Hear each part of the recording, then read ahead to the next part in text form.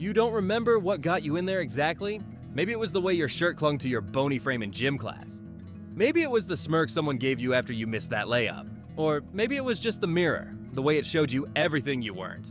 But you walked into that gym with something to prove, even if you couldn't say it out loud yet. You were 14, awkward, invisible, and angry. Angry at your body, angry at the world, angry at the way no one ever saw you. You picked up a dumbbell. It was light, stupid light, but you curled it anyway. Something in your arm lit up. Just a tingle at first, then a burn. That burn became the first feeling you trusted. You kept going, rep after shaky rep, until your forearm trembled and your biceps swelled just enough to look different. You didn't smile, you didn't say a word, but you saw it. You saw the pump, that fleeting swollen glimpse of who you could be. And in that second, everything changed. The gym wasn't just a building, it was a church.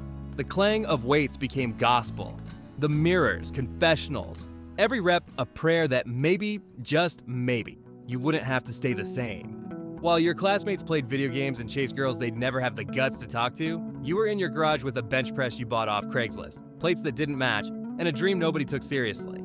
You started watching videos. Ronnie, Dorian, Arnold, freaks, legends, gods. They looked like they were carved from punishment. You studied everything. Form, tempo, rest times. You weren't just lifting weights. You were studying alchemy, turning weakness into size, pain into mass. You read forums late into the night, took notes on calorie surpluses, split routines, time under tension. Every post you made got ignored, but you kept reading anyway, because for the first time in your life, you had purpose. And it started to show. First in your traps, then your arms, then your back, thickening like armor across your spine. People started noticing. First a confused double take in the hallway, then a, "Yo, you've been lifting?" from a kid who used to talk over you in class. It wasn't much, but it was more than you'd ever gotten before. So you chased it, hard. You started eating like it was your job. 6 meals a day. Chicken, rice, eggs, peanut butter by the spoonful. You were forcing down protein shakes till you gagged. Not because you loved food, but because the plan said 3,000 calories and you were behind. Your friends joked that you were bulking, that you'd gone meathead, but you weren't joking. You were rebuilding yourself, brick by painful brick. And it wasn't fun, not really. You stopped hanging out. You skipped sleepovers. You stopped going out for pizza after school. You told people you were grinding, but the truth? You didn't want to be seen until you were finished, until you were undeniable, because you tasted what it felt like to matter, even a little. And going back to invisibility was out of the question. You got your first lifting injury that winter, a weird pop in your wrist during a heavy incline set.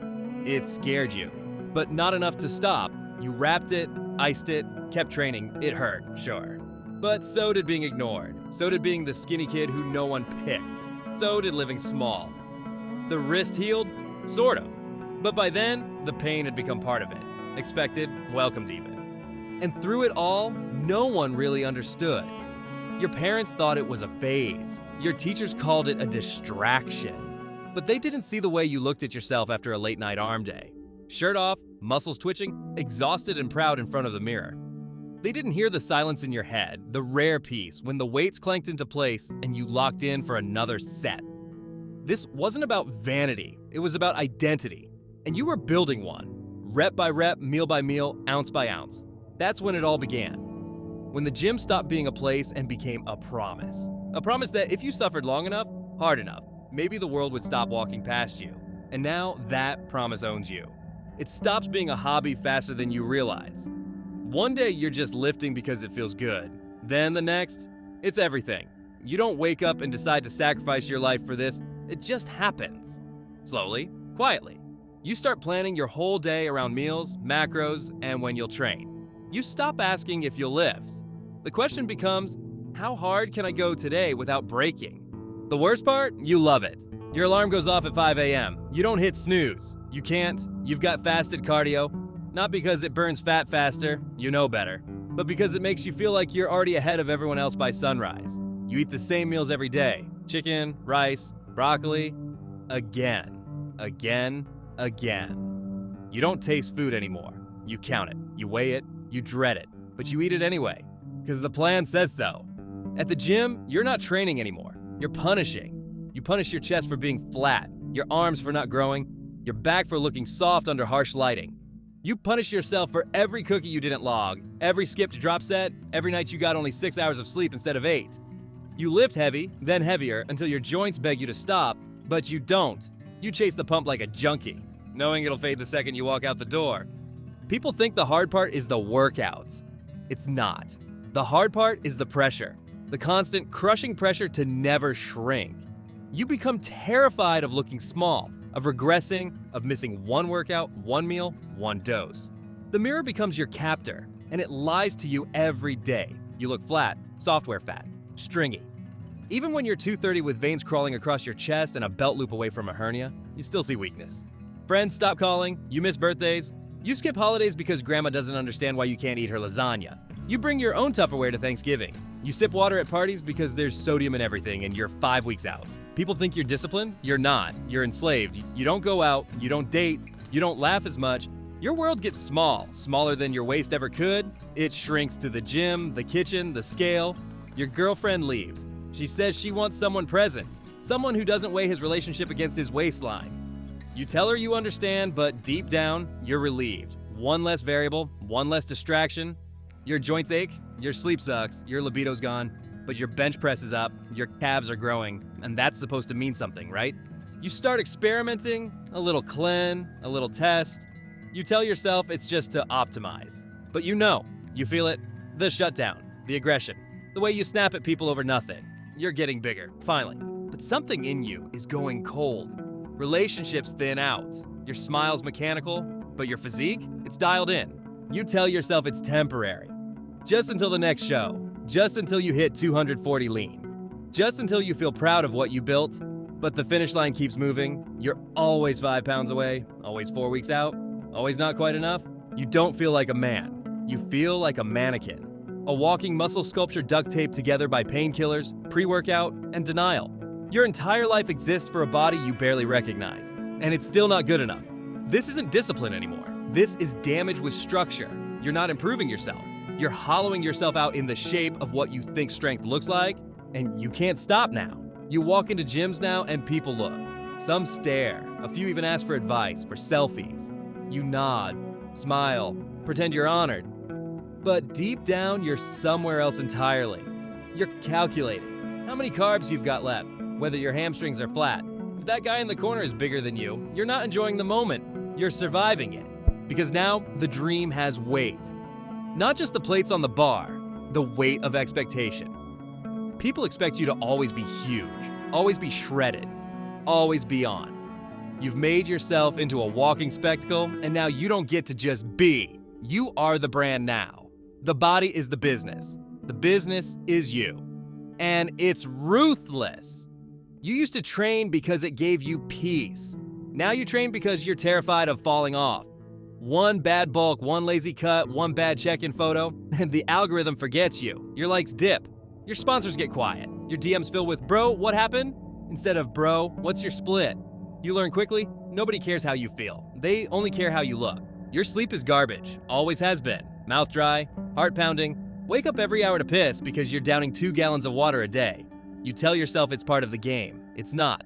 It's adrenal fatigue. It's gear messing with your rhythm. It's your body screaming enough, but you don't listen. You've come too far to care. Sex? What's sex? You're on a cycle that shuts you down like a factory blackout. You don't get hard unless you're on Cialis, and even then, it's mechanical. The desire's been replaced by body dysmorphia. The girl in your bed compliments your chest and you can't hear her because you're thinking about how soft your lower abs look in this lighting. You don't talk about this part. None of the guys do. You just exchange knowing nods in the locker room, trade cycle stacks and whispers, and pretend it's all good. But everyone's hurting. Everyone's hiding the same things. The joint pain, the anxiety, the shame that even at your biggest, you feel small inside. You can't travel, can't relax, can't just go to dinner like a normal person. What if there's no clean protein? What if the sodium wrecks your look for the weekend content shoot? What if you lose a day's worth of progress from one night off plan? So you pack your meals.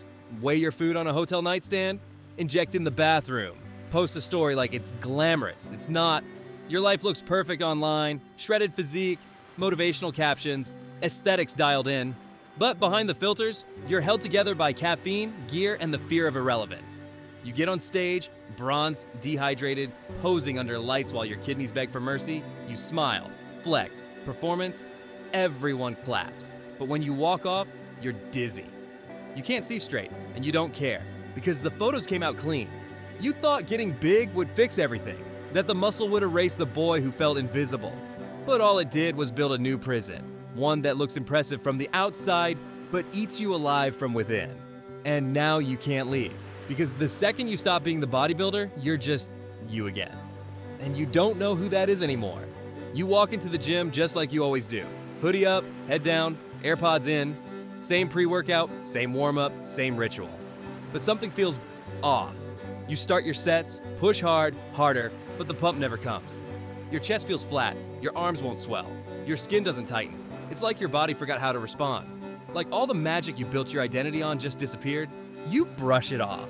Tell yourself it's sodium, sleep, stress. Tomorrow will be better, but tomorrow hits and it's the same. No fullness, no vascularity, just a heavy, exhausted version of yourself dragging through movements that used to feel electric. You up the carbs, then the water, then the gear, nothing. Your joints start talking louder now. Your knees ache getting out of bed. Your shoulders grind when you reach for the cereal.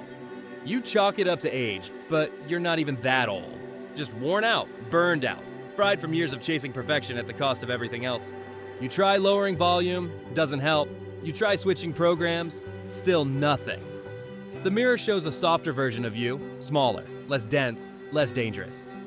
You stare at it, waiting for the body to reappear, the one you built through pain, but it's not coming back. And deep down, you know why. Your hormones are wrecked. Your natural test production is a memory, your digestion's off, your sleep's broken beyond repair, you're not in a growth phase anymore. You're in survival. You've trained your body to function in extremes for so long that it doesn't know how to be normal. You've pushed past red lines so many times that now your engine barely turns over. So you start hiding, bigger shirts, less lighting, less photos. You ghost social media for a few weeks. No Transformation Tuesday, no mirror pics, no shredded glute updates. You're ashamed. Because when your whole life is built on how you look, losing your edge feels like losing your worth.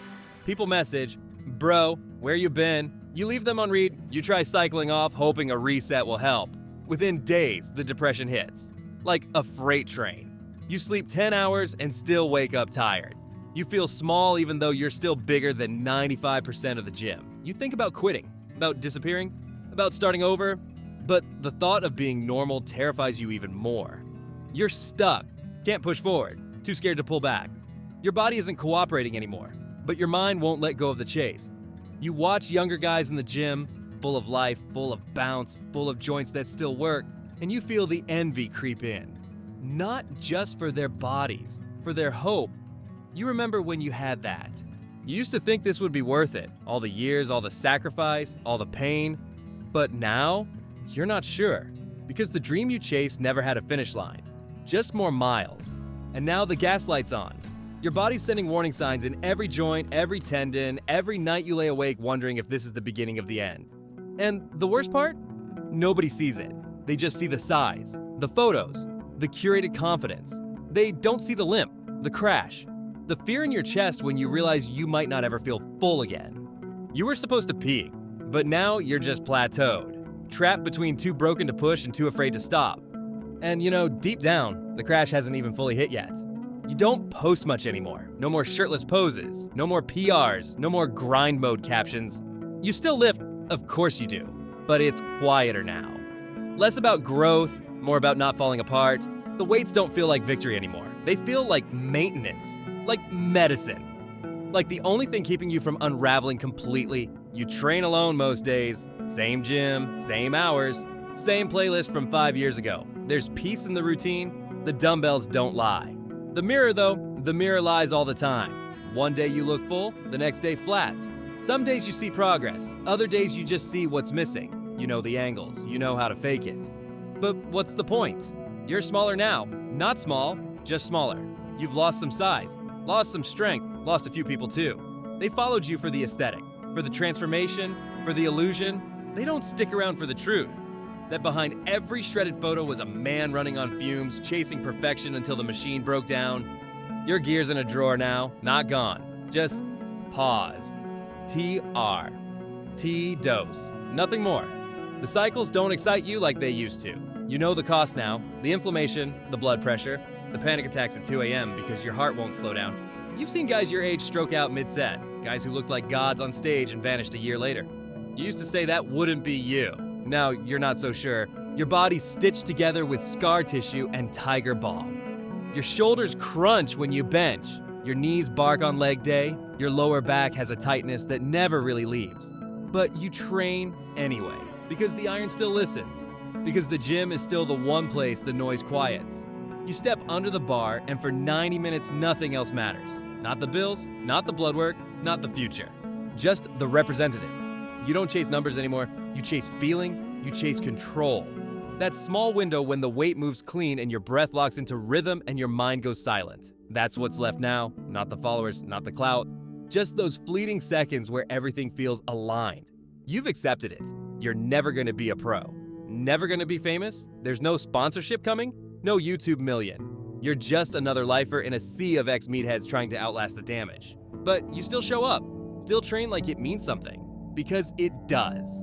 Because it always did. People ask if you regret it. You say no.